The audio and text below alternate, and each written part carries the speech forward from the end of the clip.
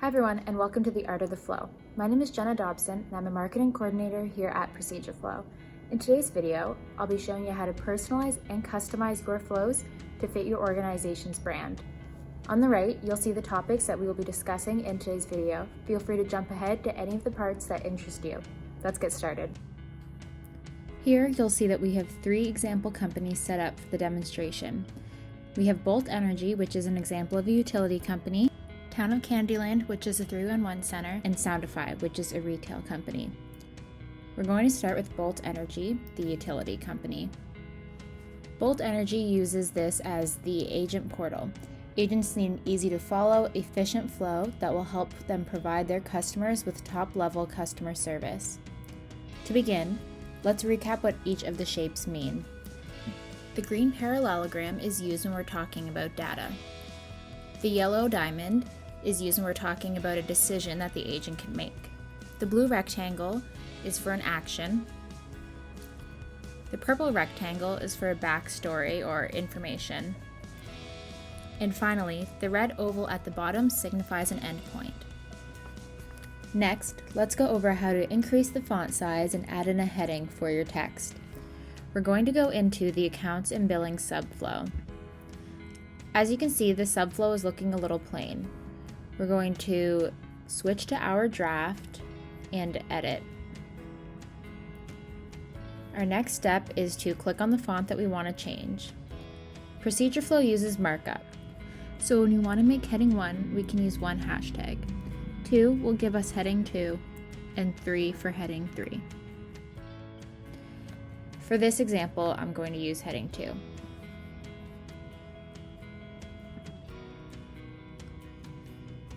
Then we'll save our option and close. As you can see, that looks a lot better. Next, we're going to review our changes.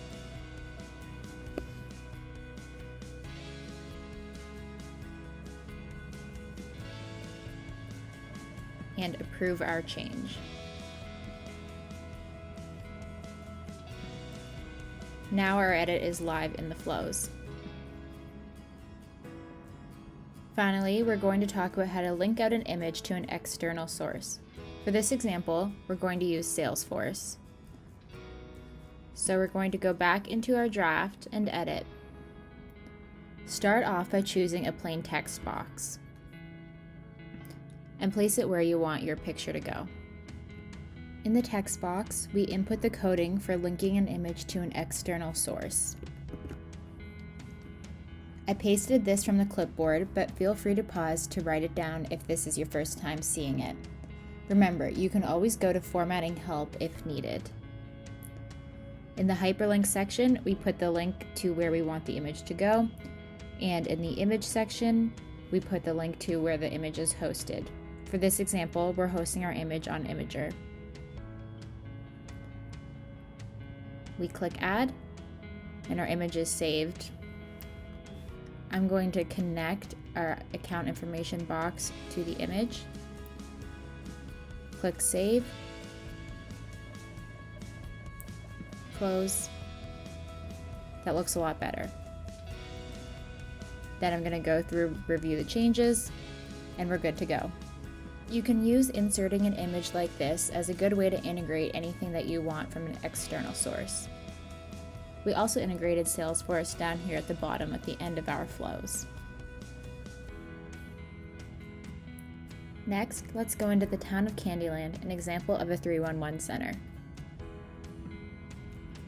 As you can see, Candyland is a great example of how to use fun icons to switch up the layout of your flows and create a really fun home flow while still keeping functionality in mind.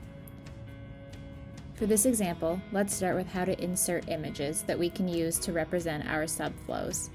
So again, we're going to go into our draft and edit. To insert an image, you go to Add Image and browse your computer. Select the image that you want to use.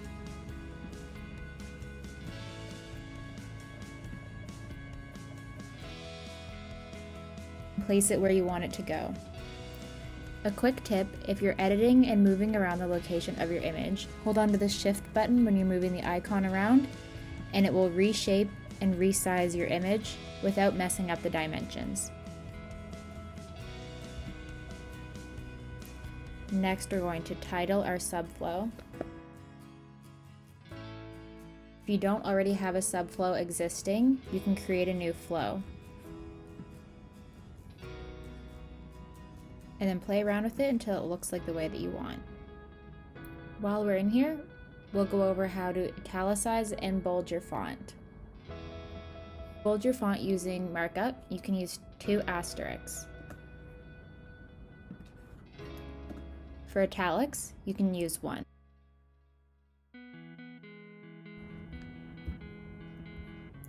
If you click the bold and italics icons in the text box, it will do it for you. We'll save and close our flows and approve our changes. Our final example is Soundify, a music retail store who's very passionate about their brand and industry. They wanted their home flow to represent their identity. As you can see, there are a lot of things you can do to personalize your flows and share the passion of your brand with your employees. Soundify chose to use branded buttons for their flows, branded images for their background, and external links to their social media accounts. They also use GIFs to make the page fun but still functional. Let's go over how to insert a background. The most important thing to remember when inserting a background is that the image must go in first, otherwise it will cover your flows and assets. Once we have a clean slate to work with, we're going to add image just like we would with a regular image. And then select the picture that you want to use as the background.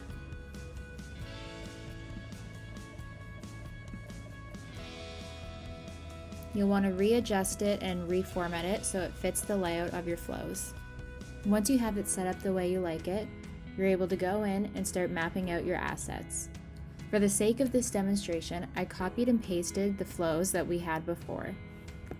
Let's get into the explanation of how to use one of these buttons as a link to subflows. The first thing that you're going to want to do is insert a plain text box. Once you're in your plain text box, you're going to want to paste the code that we use to link an external image. To insert the subflow link, you'll click Link, go to Flow, and type the name of the pre-existing flow that you want to link to. For this example, I don't want this incoming call text below, so I'm going to delete that. Make sure the preview lines up with what you want it to look like and click Add. Go ahead and drag it and adjust it until it looks the way that you want. Next, let's go over how to insert a GIF. You're going to insert a GIF the same way that you would insert a regular image. So go to Add Image and select the GIF that you have previously downloaded into your flow.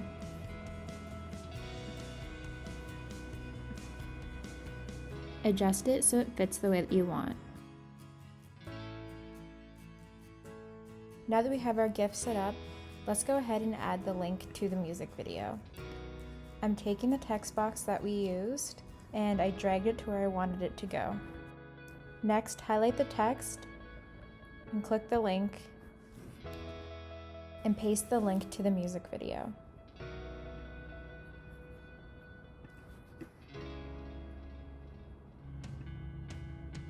Now adjust it to look the way that you want it to. Additionally, if you want to link out a GIF to an external source, we're able to do that as well. For this example, I'm going to take the backstory box and then I'm going to insert the code for our GIF with an external link.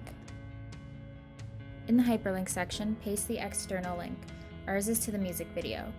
In the image section, paste the link to the GIF, and then go ahead and adjust it to make sure that it looks the way that you want.